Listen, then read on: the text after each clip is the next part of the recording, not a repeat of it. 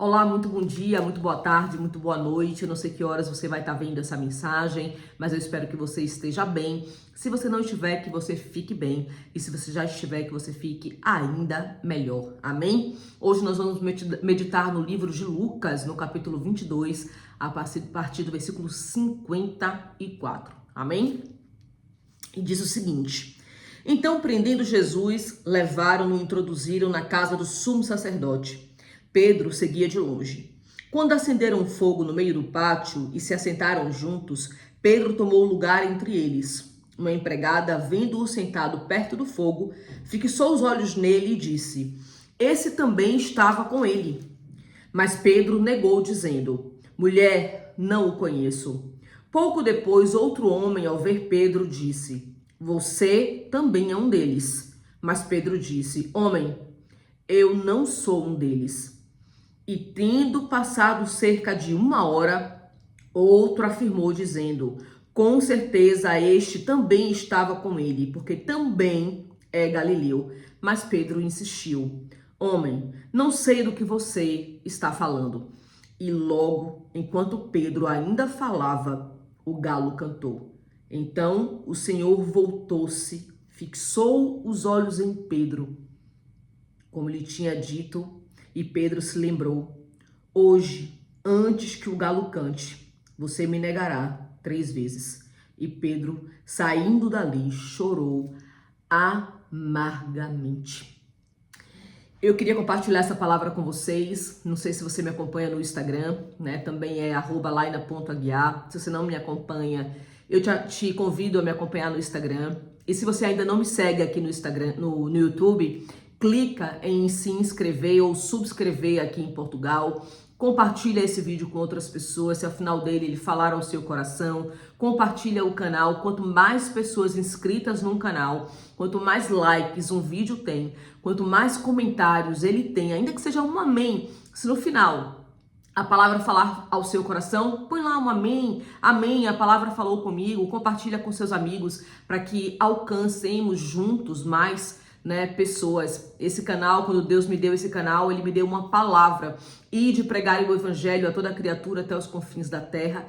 É a mensagem que tenho no meu coração, né? E você pode fazer parte disso. Juntos podemos alcançar mais vidas. Amém? Eu queria compartilhar essa palavra com você porque hoje eu postei lá no meu Instagram, né, um vídeo falando de uma decisão que eu tomei na semana passada. Eu participei do SILC, né, da pastora Tânia Tereza. O SILC é o Seminário Internacional de Libertação e Cura. Foi uma semana, eu diria, intensa, de imersão mesmo, né, na palavra do Senhor, na libertação, na cura, transformação, renúncia, reconhecimento de alguns pecados, entrega, pedido de perdão. Então foi uma semana bastante intensa assim para mim, e eu acredito que para todos que estavam naquele lugar. E durante aquela semana, né, falando de arrependimento, de perdão, de restauração, de cura, de mundo espiritual, né, o Senhor começou a ministrar no meu coração, né, sobre quanto nós erramos contra o Senhor, quanto nós pecamos contra o Senhor, quantas vezes nós negamos a Cristo na nossa caminhada e na nossa jornada. E eu compartilhei justamente no meu Instagram o porquê que eu tinha decidido, né, me batizar pela segunda vez. Eu me batizei pela primeira vez no dia 1 de abril de 2007, lá no Brasil, lá em Salvador ainda, né, na igreja ao qual eu fazia parte. Mas durante essa semana, quando foi falado sobre o batismo, quando foi apresentada a oportunidade, né, de quem estava ali se batizar, né, e algumas pessoas quiseram se rebatizar, também foi o meu caso, por causa da explicação que foi dada sobre o batismo. O batismo é uma confissão diante dos homens da decisão de ter Jesus, de reconhecimento de que Jesus é o Filho de Deus, veio, morreu, né, por nós na cruz, para que nós tivéssemos direito à vida eterna. E quando a pastora Tânia Tereza começou a ministrar sobre a motivação do coração, né, do primeiro batismo, e se nós nos identificássemos com algumas dessas decisões, também poderíamos nos batizar outra vez, né, essas motivações. E quando ela foi falando ali sobre algumas motivações, por que muitas vezes as pessoas se batizam, né? Umas porque só podem subir ao altar para tocar um instrumento, ou para pregar a palavra de Deus, ou para liderar um ministério, se forem batizadas, eu fiquei refletindo sobre aquilo, né? E eu pensei, será que eu me batizei realmente por reconhecer Jesus como meu Senhor e Salvador? Ou será que eu me batizei por causa de um protocolo da igreja, né? Que para assumir liderança, para fazer parte da cúpula da igreja, eu precisava me batizar. E quando eu percebi que havia essa indagação dentro do meu coração, eu já estava bastante inclinada para tomar a decisão de me batizar outra vez. E fiquei refletindo sobre aquela questão e depois veio muito forte no meu coração, né, a minha ação de me desviar literalmente da presença do Senhor ali no ano de 2022. Eu já contei aqui em outros vídeos, já compartilhei também no Instagram, que esse distanciamento do Senhor, ele não aconteceu em 2022, né? Ele veio acontecendo de 2015 para 2022, mas em 2022 eu realmente chutei o pau da barraca, né? Foi quando eu realmente mergulhei na lama, decidi realmente cair no mundão, voltei a beber, voltei para o Brasil sem nenhuma direção do Espírito Santo, voltei para uma vida realmente longe, muito, muito longe da presença do Senhor, e somente em fevereiro de 2023 eu voltei para o Senhor. E então, enquanto eu comecei a refletir sobre esse percurso, eu pensei, né? As pessoas me viram desviadas, me viram, né, negando a Jesus através do meu comportamento, negando a Jesus através das minhas falas, da minha trajetória durante aquele tempo. E por que não as pessoas verem que realmente eu tomei a decisão de voltar para Jesus? E enquanto eu pensava nisso, ontem eu estava meditando no livro de Lucas, e quando eu me deparei com essa passagem de Pedro, que eu já li, né, tantas vezes, em Lucas 22, quando Pedro nega a Jesus, eu estava refletindo, e por coincidência, né, como eu tomei essa decisão no dia 13 de novembro, eu pensei, caramba, nós fazemos isso o tempo inteiro, né? Nós crucificamos e queremos crucificar Pedro por ele ter negado a Jesus, depois de ter sido avisado pelo próprio Jesus. Atenção que você, Pedro, vai me negar 3 vezes antes que o galo cante, né? E o galo era nada mais, nada menos do que um sinal do exército de Roma, em que tocava para a troca, né, de turno ali dos guardas ou do exército, vamos chamar de exército, mas dos guardas da época. E esse era um galo, era um sino, uma espécie de sino, uma trombeta, vamos dizer assim, que tocava para avisar a troca do turno dos soldados, né? E Jesus sabia exatamente o que ia acontecer, afinal de contas ele é onisciente, onipresente e onipotente, né? E ele dá aquele alerta para Pedro. Nós temos a intenção, quando nós lemos essa palavra, em dizer, não é possível, né? Pedro foi avisado pelo próprio Jesus, você vai me negar, e ainda assim ele vai, nega uma, nega duas, nega três, e como se ele tivesse sofrido ali de uma amnésia, ele só vai lembrar daquilo que Jesus disse a ele quando ele nega pela 3ª vez, né? E quando o galo canta, a ficha de Pedro cai, e ele se depara com a lembrança daquilo que o próprio Jesus tinha dito para ele, né? Pedro, antes que o galo cante, você vai me negar 3 vezes ainda hoje. E acontece exatamente aquilo.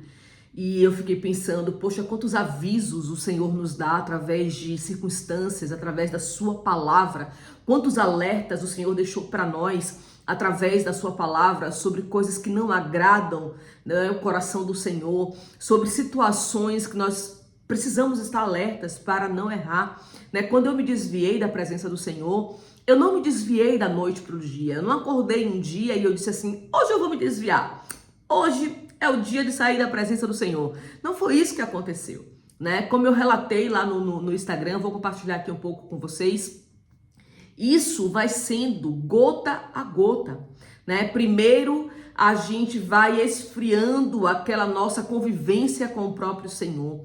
Diminui o nosso tempo de oração, diminui o tempo em que a gente para ler a palavra, diminui o tempo em que a gente está na presença do Senhor, diminui a frequência em ir para os cultos, diminui a convivência com pessoas que são cristãs, né? Porque a gente começa a ver que as pessoas são muito radicais, são muito religiosas. Então, tudo bem andar com um amigo que vai no bar de vez em quando, tomar uma cervejinha. Eu não bebo, mas fico ali só acompanhando, tomando um refrigerante.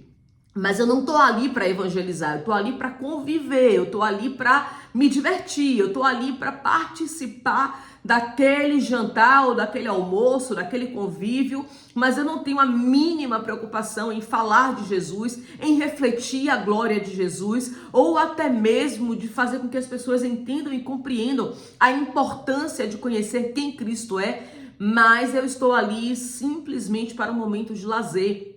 E tá tudo bem as pessoas beberem cerveja. Eu estou aqui tomando meu refrigerante. Quem quiser tomar sua cerveja e continuar andando do jeito que tá andando, que continue. O que importa é o que eu estou fazendo, né? A gente começa a ter esses pensamentos que não tem problema se as pessoas não aceitarem Jesus, não forem salvas. O que importa é o que eu estou vivendo, né? E depois você pensa, Jesus também bebia vinho, então vou tomar um cálicezinho. Depois você começa a tomar uma taça e de repente você está dividindo uma garrafa em casa, né, de vinho, e tá tudo certo.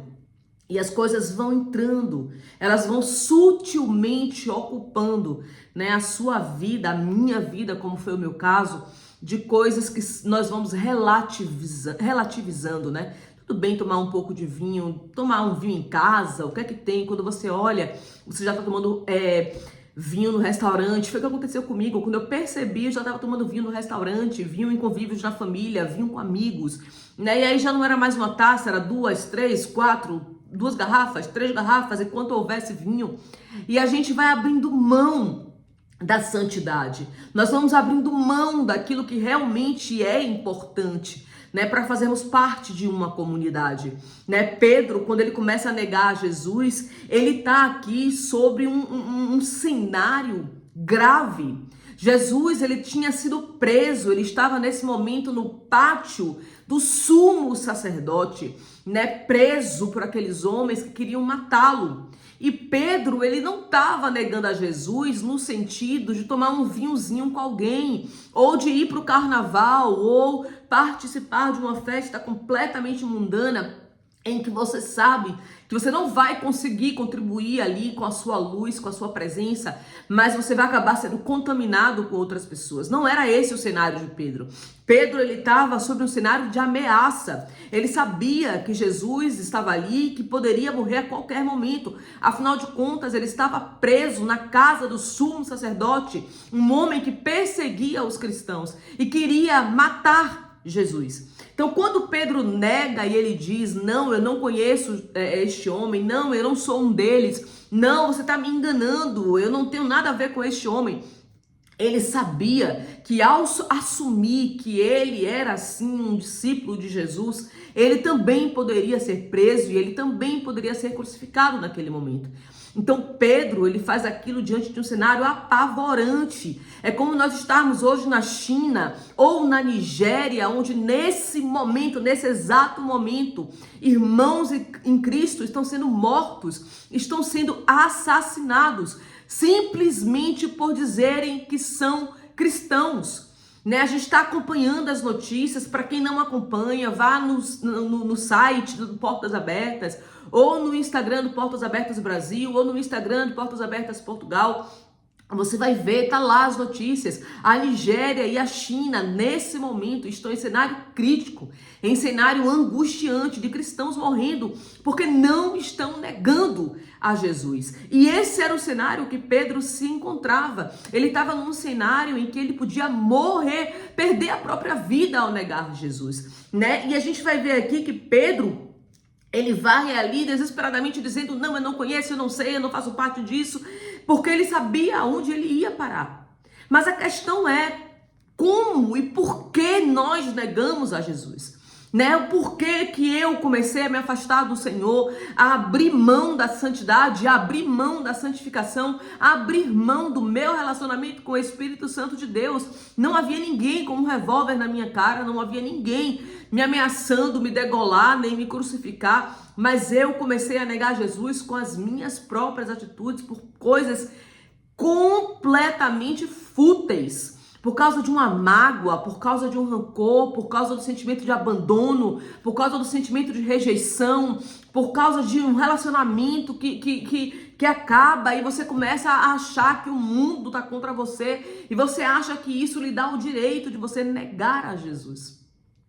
Talvez um trabalho que você tenha perdido, talvez, né, um parente que você perdeu, que morreu, né? Mas e aí você começa a achar que não vale mais a pena seguir a Jesus, que não vale mais a pena amar ao Senhor, que não vale mais a pena continuar afirmando através das suas atitudes, da sua vida, que Jesus é o único caminho, a verdade e a vida, né?